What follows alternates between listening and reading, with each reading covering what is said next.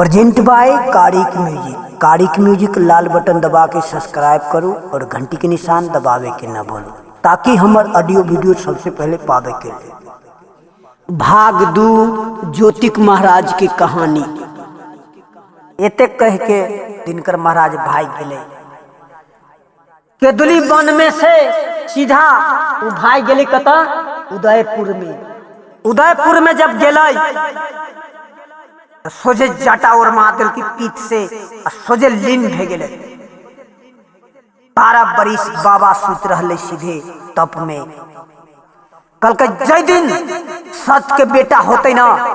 तही दिन हम पूजा अब लेबे परोल में न तो न लेबे। अब जो जेकर बाप ठगलक ओकर बेटो वहने निकल ले। जोरे बउआ ज्योतिक आकर माता फुटलौ रे ज्योति का बाप रौली देसा राजा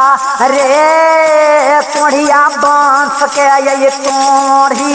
यारे का हाय हाय रे नौ साई माची बउआ ज्योति करे तोरा भाला लगतौ न रे। 900 पीज बहतौ के दूली में या बारे यखनी न भेलौ रे लरी कबा विधि बेहा बारा रे सरप द देलकै बाभाना रे दीना नाथ नाथ रे केहना नीर मोहिया हो लगैया गोसैया दीना नाथ हो कैला जलम देला न राजपुर हो नगर में या बाहो ये तक बोली बोले बउआ ज्योति के दूलिया के बाना में न हो बउआ गबैया मधुरिया होयानो राग रागा है कोई कुल के बालक हम कहबै छी रामनाथ छबीला घर लगैया मोहतरी जिला में या बाहो थाना गऊ साला हमर लगैया अंचल न जान कपूर न हो देश लगैया ये हम रहने पाल पाला हम गबै बाबू का रिख के जलम या बारा विपत दिलकै हमारा दीनानाथ गोसैया दीनानाथ। या बर रामचंद्र की जय हो गुरु दीनानाथ सबके किस्मत तू रच देवे कैला हो ई बेटा छबीला के किस्मत हो केहन तू रच देवे कैला हो सबके दिलायन धन लक्ष्मी हो बाबा हमारा दिला बेत करताल हो जाई मन से बेटा बनेला ताई मन से करा कमाल हो 33 बेर में बोली बउआ ज्योति। ये ते हम न कहे छी ज्योति कहलकै दिनकर महाराज से कि हो मालिक सबके किस्मत में तू की लिखला आ हमारा किस्मत में तू की लिख दिला केदली वन में आके। कौन जन्म में हम पाप कैले रहले हे मालिक जे हमारा तू यहन गार विपत दे देवे कैला। आहा कन पार के कन्हैया लारी का बा ज्योति कहो महाराजा हो जुलुम पर गई पर उली होते राजा हो हकन पार के कन्हई बउआ ज्योति के दुलिया के बाना हो जुलुम बीत गई के दुलिया के बाना हो। बोलो सियावर रामचंद्र की जय। जब शराप दे दिल के ना तो जोरा बैल के आ बाग के खोल दिल के। ज्योतिक महाराज झमा के बैठ रहले आ ओकरा अब 9 से माछी लटई गेले। 9 से मन पीज बहई एते में अफरा महारानी जलखई पका कर हाथ में पानी लेके मुड़ी पर जलखई लेके पुगले। केदली वन में देखिया तो न हर के पता लगबे करैया न बैल के पता लगबे करैया हो बाबू ज्योतिक के वैयन आ देखबे करैया हो यचरा से उठा के माई अफुरा हो मुँह कान पोछ देबे कलकैया हो पानी लेके मुँह हाथ धो देबे कलकैया हो जलखई ले के जब बाबू के जब खियाबे करैया हो तब की कहबे करै छै सती से हे सती तू सुनबे कराना हमारा अब ई गुरु दीनानाथ हो शराप दे देबे कलकैया हो हम न चिन्हबे कलिया आ बाबा गुरु दीनानाथ के हाँ भूल चूक में हमारा मुँह से अशब्द निकल गेबे कालैया ताई कारण में हम कह देबे कलिया कि न तो 2-4 पैना मारबे करबो से गुरु दीनानाथ जब ये तेक बोली सुन लेबे कलकैया हो तो हमारा कोढ़िया बना देबे कलकैया। जब ये तेक बात सती के कह देबे कलकैया तब ज्योतिक महाराज के जब सती कहबे करैया राज परौल में चल जा। ज्योतिक महाराज कहे सती तू राज परौल में जा आ माई धर्मा के तू चरण दबैहा आ राज परौल में रहिया। हमरा या 12 बरिस के विपत हम जै दिन अबो 12 बरिस के बाद अब माई के कौन व्यवहार करबे करैया भागल पाए राधा लेबे कलकैया। सती कहे छे हम तोरा छोड़ के ना जाबे करबो लेकिन स्वामी के कहल काटबो न करबो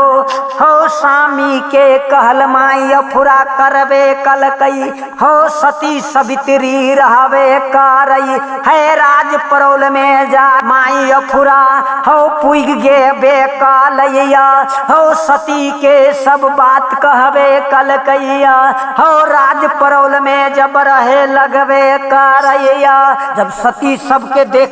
पता लाई गेली सबके कह दिल के तब राज परौल में की कल के सती अफरा रहे लगले। जब 11 साल जब बीत गए तब जाके दिनकर महाराज माई सती के अफरा के सपना देखबैया कि हे सती तू राज परौल में 11 बरिस तोरा भे गेलो ह लेकिन तोरा आज तक पति से दर्शन न हा कोई सुख न तोरा मिलो ह से न तो तू जा गंगा स्नान आ तब जाके तोरा जे सत के बेटा हो तो गंगा स्नान करवा तो तोरा पति के काया के कुष्ठी छूट जतो और बाझिन के बालक हो जते से न ही सती दिनकर महाराज सपना दिखा दिला और यह सपना सतियों की दिखा दिला धर्मा के सास सपुतों की सपना दिखा दिला। जब भोरे उठल सती तो कही हे माई बड़ा अजूत की बात हम देख ली राय कि सपना देख लिया कि दिनकर महाराज हमर गोसैया दीनानाथ कही छै स्नान करे जाए के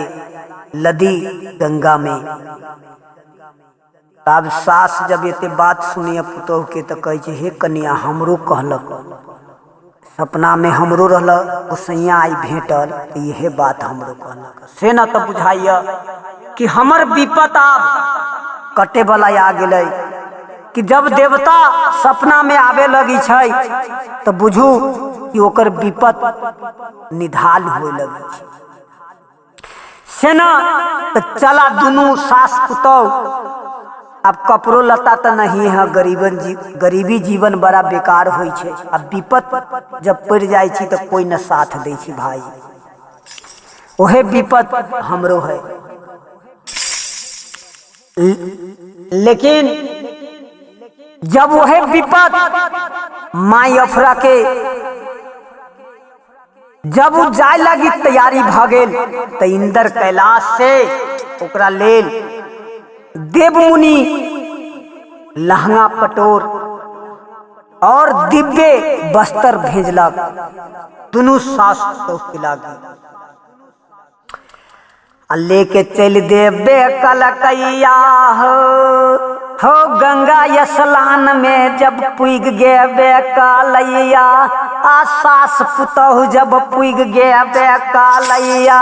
रात भर से बन गंगा मैया के करबे कलकैया हो सब पूजा जब के चल गेबे कालैया हो सबा पहर दिन बीत गेबे कालैया हो पूर्व तकैया पश्चिम तकबे कारैया हो उत्तर तकैया दक्षिण तकबे कारैया हो यही दोनों के गुरु न अबे कालैया हो कोनो आदमी एकर गुरु न बनबे कालैया हो ताई समैया में माई अफुरा हो हाक मारबे करैया हो। केहन बेईमान तू बन गेला आई गंगा जी के धार पर लोग चल गेले लेकिन तू हाई हमरा अभी तक दर्शन न देला से अगर आई तू कहीं जे दर्शन न देबे करवा होता हम शराप दे देबे करबो हो हम शराप दे देबे करबो। जब ये बात माई अफरा सोचलक तब दिनकर महाराज के डर लाग गया ओह सती है कहीं जे मुंह से वचन निकाल दे तो हमरो शराप लाग जाते। अगर हम जे बन्हा जबै तो ज्योति केदली बन में बनायल है आ एकरा राज परोल में विपत के मोटरी है सेना फौरन गेल आ गुरु दिनकर महाराज हाजिर भए गेबे कालैया हो हाउ ताई समैया में गंगा के धार पर हो सती के देखबे कारैया हो सत के निर्माण लेबे कलकैया हो सन सुतरी काट लेबे कलकैया हो। ये बेर में बोली गुरु दिनकार बोल रे यान राग रे बोल दे बेटा रे छबीला हवारे हाँ हमार मायरा रे बोल बोला बोल रे अपन यानो रागा रे बोल बेटा रे अपन रे दिल के बात बाता रे बोल बोला बोला होता पसिया बाभन हो दीना नाथ हो के ना देखा लाई सपना हमामे हाँ मार मारा हो ते हाने दे खादाना ये बाबा हो आसामी के हमारा हो ललसा पूरा हो जातैया पूरा बाके मारा हो एक बोली सुनैया ता पातिया साहेब हो दीना नाथ हो सजे लगल मधुरिया में यानो राग रे सुन सुन सुन रे बउआ लड़िका ते बचनी हमारा गे सुन सती गे ये बचनी गे मारा गे ये है बोली बोली छे गे साथी